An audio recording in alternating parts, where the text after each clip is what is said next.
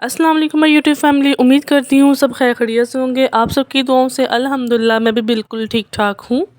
आज मैं आप सबसे शेयर करने वाली हूँ 7 ऐसी यूनिक ग्रूमिंग टिप्स जो एक हाउस वाइफ के लिए बहुत ही ज़रूरी होती हैं। अगर वो अपनी ये ज़िंदगी में अपना लें तो उनकी ज़िंदगी बहुत ही बदल सकती है।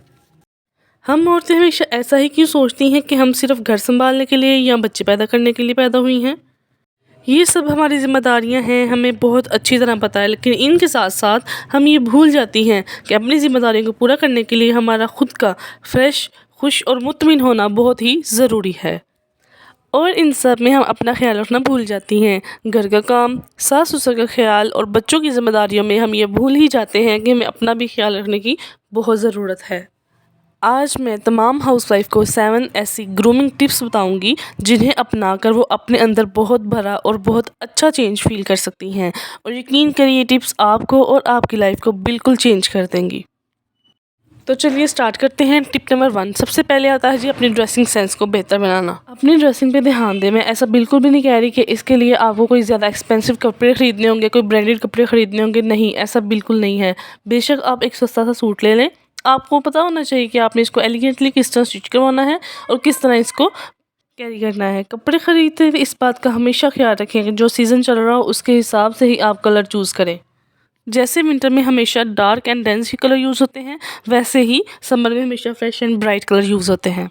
कपड़े खरीदते हुए जो आपने सबसे इम्पोर्टेंट बात का ख्याल रखना है वो ये है कि आपने कभी भी रीस में या देखा देखी कपड़े नहीं खरीदने। यानी अगर किसी दूसरे ने इस तरह का सूट पहना है तो मैं भी इस तरह के ही लूँगा या लूँगी, इस तरह बिल्कुल भी नहीं करना। आपने अपने बॉडी शेप के, अपनी हाइट के, अपने स्किन टोन के हिसाब से कपड़े खरीदने हैं। यानी आपको पता होना चाहिए कि मुझ पर क्या चीज़ सूट करती है और क्या नहीं। लेकिन जो दूसरे ने पहने हैं उसकी तरफ देख के कपड़े खरीदेंगे तो ये बहुत ही गलत चीज़ हो जाएगी। इससे आपकी पर्सनैलिटी पे बहुत बुरा असर पड़ता है।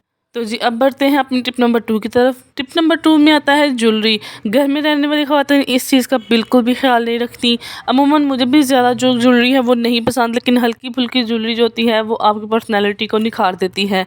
यानी आपको भी और आपके हस्बैंड को भी आपसे बहुत अच्छी वाइब्स आती हैं। और ऐसा बिल्कुल भी कंपल्सरी नहीं होता कि आपने गोल्ड की ही ज्वेलरी पहनी है। जो भी आपके पास अवेलेबल हो आप उसको यूज़ कर सकते हैं।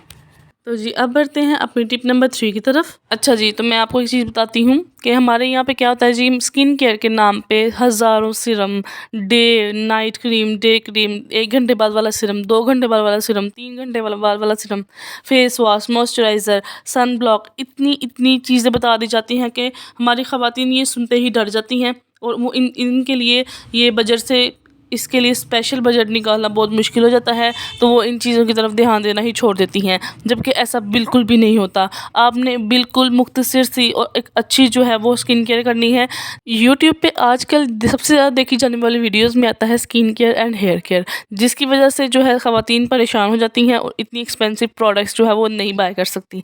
तो इसके नतीजे में होता क्या है कि वो स्किन केयर करना ही छोड़ देती हैं। लेकिन आपने बिल्कुल भी ऐसा नहीं करना। मैं आपको ऐसी बेसिक जो है वो स्किन केयर बताऊँगी जो आप अपने घर में आराम से जो है अपने बजट के अंदर रह के आप उनको ख़रीद भी सकते हैं और उनको यूज़ भी कर सकते हैं, जो आपकी पर्सनैलिटी में बहुत ही ज़्यादा निखार पैदा कर देंगी। अच्छा जी, तो अब आपको करना क्या है, आपको सिंपल कोई भी अपनी स्किन के अकॉर्डिंग फेस वॉश ले लेना है। उसके बाद आपने लेना है कोई भी मॉइस्चराइज़र। उसके बाद आपने एक लेना है सन ब्लॉक और एक ब्राइट क्रीम। यानी ब्राइटनिंग क्रीम कोई भी हो, वही आप रात में यूज़ कर सकती हैं, वो भी आप दिन में यूज़ करती हैं। ये जो है वो 4 ऐसे प्रोडक्ट्स हैं जो आपको बेसिक जो हैं वो होंगे और इसमें आपको हर चीज़ जो है वो मिल सकती है। और ये जो सीरम है, ये चीज़ें हैं, ये बहुत ज़्यादा ख़रीदने की ज़रूरत नहीं है। अगर आप ये बेसिक सी स्किन केयर भी करती हैं तो इसमें भी आपकी पर्सनैलिटी में बहुत ज़्यादा निखार आ सकता है। तो जी बढ़ते हैं आगे टिप नंबर 4 की तरफ। उसमें आता है जी बॉडी केयर। बॉडी केयर में आपने कोई ज़्यादा हैवी डाइट नहीं करनी, कुछ भी नहीं करना। अगर आप बहुत ज़्यादा स्ट्रिक्ट डाइट करेंगी उससे आपके चेहरे की ग्लो जो है वो ख़त्म हो जाएगी। तो आपने करना क्या है कि जी 30 मिनट जो है दिन में हो या रात में अपने लिए निकालें और एक्सरसाइज करें, या इसकी जगह आप वॉक भी कर सकती हैं। कुछ ना कुछ तो आपको ज़रूर करना चाहिए। उसके बाद आप सादी ग़िज़ा खाएँ और आप हेल्दी रहें। इसके बाद जो है आपने कोई भी नाइट ड्रिंक जो है वो ज़रूर लेनी है। उससे क्या होगा जी, आपका मेटाबॉलिज़्म जो है बहुत ही ज़्यादा फ़ास्ट हो जाएगा और इसकी रेसिपीज़ मेरे चैनल पे ऑलरेडी मौजूद हैं, आप चाहें तो आप देख सकते हैं। अब बढ़ते हैं जी हम अपनी टिप नंबर 5 की तरफ। टिप नंबर 5 में है कुरान पाक। कुरान पाक की तिलावत आपने ज़रूर करनी है। इस चीज़ को अपनी हैबिट बना लें। ये आपने रोज़ाना अपने कुरान अपने घर में खोलना ही खोलना है। आपने कुछ टाइम जो है वो कुरान पाक को देना ही देना है, उसको पढ़ना है। तर्जुमे के साथ पढ़ेंगी तो बहुत ही बेहतरीन है। अगर नहीं पढ़ सकती तो कम से कम जो है वो ऐसे ही पढ़ें, लेकिन कुरान पाक पढ़ने की अपनी जो है वो बनाएं। इससे क्या होगा जी, आपके दिल को सुकून रहेगा और आपका ज़हन जो है वो बहुत ही मुतमिन रहेगा। अच्छा जी, उसके बाद आता है जी टिप नंबर 6। टिप्स नंबर 6 जो है वो बहुत ज़रूरी है। अगर आप फ्रस्ट्रेटेड हैं, आपको टेंशन है, आपको जो है डिप्रेशन है, कुछ भी हो रहा है, लेकिन आपने जो है वो हिम्मत नहीं हारनी। आपने अपने आप को फ्रेश करना है। आपने कोई भी अपनी हॉबी, कोई किसी न किसी की कोई ना कोई हॉबी जो होती है वो ज़रूर होती है। जैसे किसी की होती है बुक रीडिंग, नॉवेल्स, जो है मेरी जो है वो फर्स्ट प्रायोरिटी होती है। नॉवेल्स पर्सनली मुझे बहुत ज़्यादा पसंद है। अच्छा, तो नॉवल जो है उसके बाद आता है कुकिंग, बेकिंग, डायरी लिखना। इस तरह के जो हैं वो शौक़ होते हैं, तो अपने आप को फ्रेश करने के लिए आप इनमें से कोई ना कोई जो है वो कुछ ना कुछ कर सकती हैं। अगर आप बोर हो रही हैं तो आप, अगर डायरी लिखने का शौक़ है तो आप डायरी लिखें। अपनी जो फीलिंग्स होती हैं, जो अक्सर हम किसी को नहीं बता सकते, जो है वो हम किसी से शेयर नहीं कर सकते, तो आप वो जो है वो अपनी डायरी के साथ जो है वो शेयर कर सकती हैं। उसके बाद क्या करेंगी जी, बेकिंग कर लें, कुकिंग कर लें, या इस चीज़ की जो है वो आप कोई नावल पढ़ लें। इस तरह करके अपने आप को अपने माइंड को डाइवर्ट करें और अपनी ज़िंदगी को पुरसकून बनाएं। अच्छा जी, अब बारी आती है टिप नंबर 7 की। ये हमारी सबसे लास्ट टिप है और बहुत ही इंपॉर्टेंट टिप है। हमेशा सबके साथ अच्छी गुफ्तगू करें। माँ बाप को हमेशा बच्चे फॉलो करते हैं। आपके बच्चे भी आप पे फ़ख्र करेंगे। कोशिश करें कि बच्चों की छोटी छोटी गलतियों को नज़रअंदाज करें। हस्बैंड की बड़ी बड़ी गलतियों को नज़रअंदाज करें। अगर सास ससुर ज़्यादती कर देते हैं तो उनको सब्र से उनको बर्दाश्त करें। बर्दाश्त का सिला अल्लाह ताला ने देना है, और जितना आप बर्दाश्त करेंगी, जितना आप सब्र करेंगी, अल्लाह ताला के यहाँ आपके दर्जात उतने ही बुलंद होंगे, आपको उतना ही ज़्यादा अजर मिलेगा।